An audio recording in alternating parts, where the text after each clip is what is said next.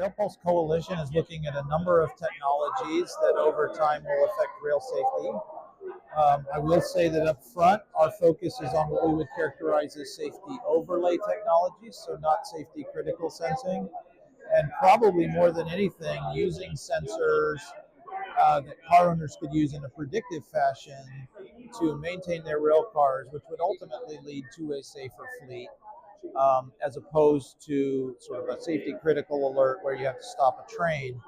The kind of sensors I'm talking about, obviously, we've got wheel health sensors to indicate when wheels damage is occurring, bearing sensors to indicate bearing wear, even sensors that might exist for monitoring temperature in tank cars and pressures and valves and things like that. So quite a number of innovations are being looked at and experimented with across the ecosystem that could affect rail safety, but ultimately, right now and initially, we would characterize them as an overlay capability, not direct safety critical.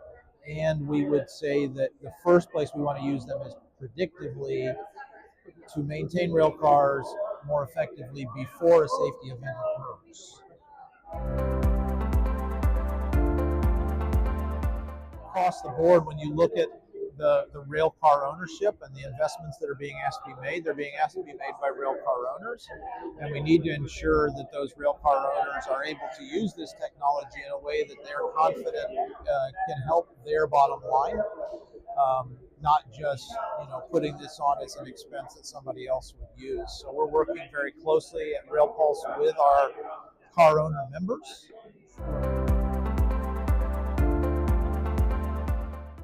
Obviously, there's been a lot of investment over many years on rail safety, and I think in many respects, it's done very well.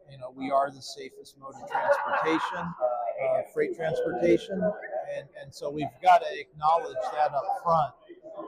I think what might be misunderstood is the notion that safety is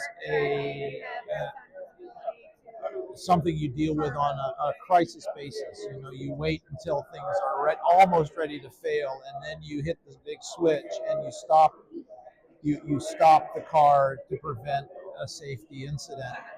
The thing that I think we need to focus on, especially as the supplier of the cars, is how can I predictively maintain my cars in such a way that those safety critical incidents don't happen or happen with much less frequency.